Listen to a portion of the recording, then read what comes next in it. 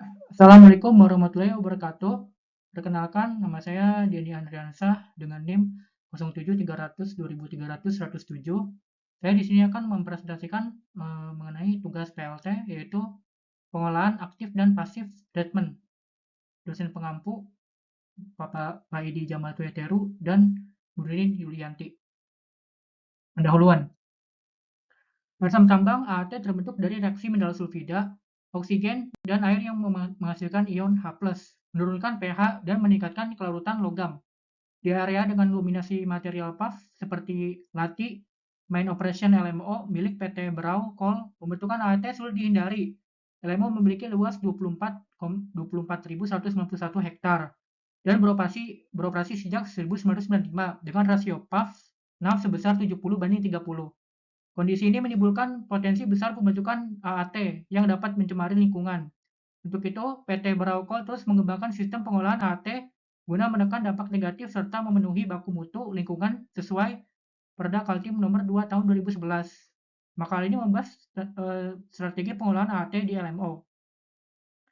Rumusan masalah, bagaimana persoalan air asam tambang di LMO Lati Main Operation, bagaimana pengembangan sistem pengolahan air asam tambang, bagaimana WMP water monitoring di poin 3 di 3 LT, bagaimana WMP water monitoring point di 7 LT, bagaimana WMP water monitoring point di 10 LT. Tujuan dan manfaat. Tujuannya adalah untuk mengetahui apakah masing-masing WMP memiliki penanganan yang berbeda serta manfaatnya adalah untuk mengetahui penyebab pengolahan WMP berbeda-beda. Pembentukan air asam tambang di LMO. Pertambangan terbuka terdiri dari area pit dan timbunan batuan penutup, disposal. Keduanya berpotensi menghasilkan air asam tambang, dilatih main operation, yaitu disingkat LMO. Aliran air dari kedua area dialirkan ke sistem pengolahan untuk dinetralkan sebelum dibuang ke badan air. LMO memiliki 14 water monitoring point WMP yang menggunakan kapur untuk realisasi air asam tambang. Evaluasi beberapa WMP menunjukkan sebagian besar air inlet bersifat asam, dengan rata-rata pH di bawah 4,5. Oleh karena itu, proses peneteran diperlukan agar kualitas air memenuhi baku mutu. Sini ada grafik yang menunjukkan bahwasannya ada lokasi-lokasi WMP water monitoring itu ada 14. Yang pertama di lokasi GAP CP itu dengan pH di bawah 6. Lokasi di 3 LT dengan pH sekitar 5,5. Lokasi 5 LT pH-nya di sekitar 3,5. Lokasi 7 LT pH-nya di 3,5. Lokasi 9 LT pH-nya di 5. Lokasi di 10 LT pH-nya 5,9. Lokasi di 11 LT pH-nya di 3 lebih. Lokasi di 12 LT pH-nya di 4,5. 13 LT pH-nya di 4. Lokasi di 14 LT pH-nya di sekitar di 3,8 atau 3,9. Lokasi di 15 LT pH-nya sekitar 4,2-an. Lokasi 16 LT pH-nya di sekitar 3,5. Lokasi 17 LT pH-nya di 4. Lokasi 18 LT pH-nya di sekitar 3,5. Pembentukan AAT di LMO. Hasil pengukuran TSS di WMP site Lati menunjukkan rata-rata konsentrasi di bawah baku mutu 300 mg per liter. Perda Kaltim nomor 2 2011. Kelebihan TSS di WMP 5 dan 9 ether terjadi saat curah hujan tinggi. Secara umum, TSS dapat dikendalikan melalui pengendapan fisik dan di kolam karena beban pengolahan rendah. Di sini bisa kita lihat bahwasanya lokasi-lokasi yang ada di lokasi-lokasi WMP berdasarkan di grafik ini. Di lokasi GAP CPP, TSS-nya memiliki sekitar 10. Di lokasi 3LT di sekitar TSS-nya memiliki 10 mg per liter. Di 5LT lokasinya TSS-nya sekitar di bawah 100. 7LT mungkin sekitar 10. 9LT di bawah 100 TSS-nya. Di lokasi 10 LT mungkin sekitar di bawah 30. 11 LT TSS-nya di bawah 50. 12 LT TSS-nya di bawah 30. 13 LT TSS-nya sekitar 20. 14 LT TSS-nya mungkin sekitar 20. 15 LT pun sama. 16 LT TSS-nya di bawah 50. 17 LT TSS-nya mungkin di bawah 50. 18 LT TSS-nya mungkin di sekitar 10 mg per liter. Larutan logam meningkat pada pH rendah di inlet WMP LMO beberapa data Fe di atas 7 mg per liter dan mangan di atas 4 mg per liter. Melebihi baku mutu. Rata-rata mangan di WMP 5, 7, 14, 13, 15, 16, dan 17 LT melampaui ambang batas dengan fluktuasi tinggi di WMP 12 dan 16 LT. Rata-rata di bawah baku mutu, namun fluktuasi hingga terdekat di WMP 5, 11, dan 16 LT. Pengembangan sistem pengolahan air asam tambang. Sistem pengolahan aktif menggunakan bahan kimia dan alat bantu dengan efisiensi tinggi, namun berbiaya besar. Sebaliknya, sistem pasif mengendalikan proses alami lebih murah tapi butuh lahan luas dan cocok untuk pendukung pasca tambang. Pemilihan metode disesuaikan dengan beban asiditas dan debit aliran. Evaluasi di LMO menunjukkan WMP 3LT bersifat netral. WMP 12 LT asiditas sedang di bawah 100 mg per liter CaCO3 dan WMP 7 LT asiditasnya tinggi. Beban asiditas harian dihitung dari asiditas air dikalikan debit rata-rata. Di sini adalah lokasi-lokasi WMP 3LT, 7LT, dan 12LT. Di lokasi 3LT pH-nya 4,83 dengan kandungan CaCO3 15,61 mg per liter.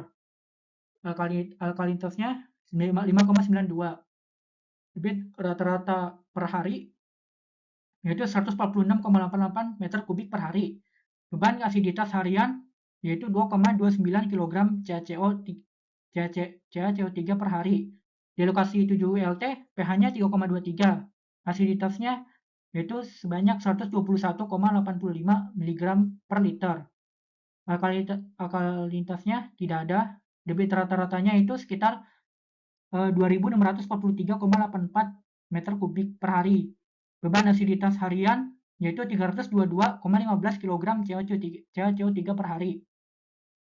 Di lokasi 12 LT pH-nya 4,34, asiditasnya 41,00 mg per liter, alkalinitasnya 0,52, debit rata-rata yaitu 4.864,32 meter kubik per hari. Beban asiditas harian yaitu 199,44 kg CaCO per hari.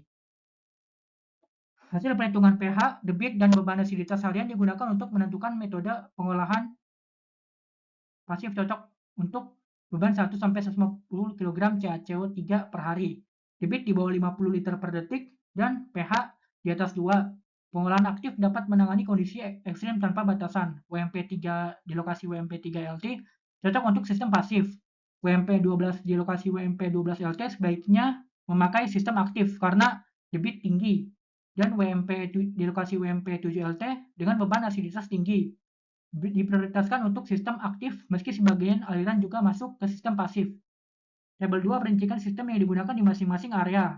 Di lokasi WMP 3LT yaitu menggunakan konvensional secondary aktif treatmentnya.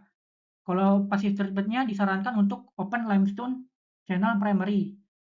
Di lokasi WMP 7LT aktif treatmentnya Lemming box type 1 primary. Pasif treatmentnya open limestone channel aerobic wetland SAPS secondary. Di lokasi WMP 12 LT aktif treatmentnya land projection primary. Pasif treatmentnya tidak dilakukan. WMP water monitoring 3LT dan 7LT. Pengolahan AHT di WMP 3LT terdiri dari sistem pasif open limestone channel sebagian utama dan sistem aktif sebagai cadangan saat beban meningkat. Daerah tangkapan didominasi area revegetasi namun masih berpotensi membentuk air asam tambang akibat erosi material pulp. Limestone channel sepanjang kurang lebih 100 meter, 3 kali 1,5 meter, dibangun untuk membantu memenuhi baku mutu air mengalir dari limestone channel ke WMP3. Sistem aktif hanya digunakan jika pH turun dan pengolahan pasif tidak efektif. Di lokasi UMP7 digunakan dua metode pengolahan air asam tambang, aktif Lemming Box dan pasif OLC, Aerobic Wetland SAPS.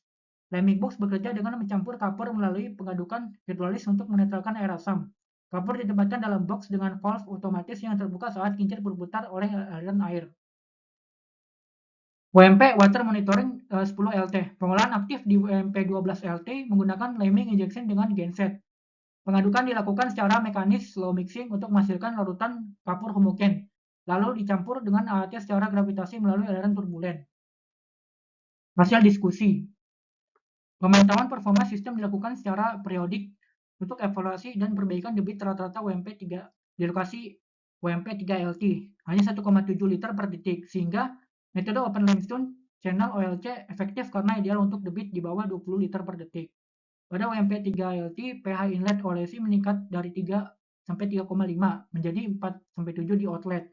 Curah hujan tinggi menurunkan efisiensi OLC karena debit inlet meningkatkan melebihi kapasitas saat debit kembali normal. Efisiensi OLC pulih di lokasi WMP 7 LT pengolahan pasif terdiri dari OLC dan kolam SAPS wetland. OLC mengalami penurunan performa saat hujan deras, sedangkan SAPS wetland lebih stabil karena pengaturan debit lebih efektif lewat pipa kecil. OLC sulit diatur debitnya karena langsung terhubung dengan area vegetasi dan jalan.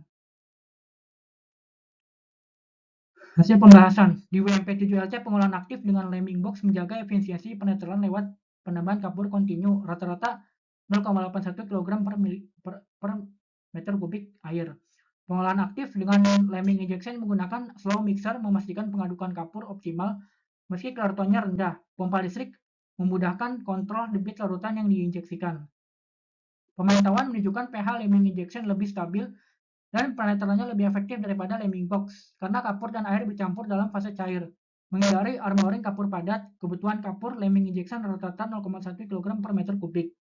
Lebih tinggi dari Lemming Box 0,14 kg meter kubik. Dipengaruhi oleh asiditas dan efisiensi masing-masing sistem. Kesimpulannya, LMO berpotensi besar menghasilkan AHT sehingga dilakukan pencegahan dan pengolahan aktif maupun pasif untuk mengurangi dampak lingkungan. Pengolahan pasif menggunakan aerobic wetland, SAPS, dan OLC, dipengaruhi oleh debit dan asiditas inlet. Sistem pasif hemat energi dan tenaga, namun kapasitasnya terbatas. Sumber air asam tambang tidak hanya dari pit, tapi juga unit pengolahan seperti crusher.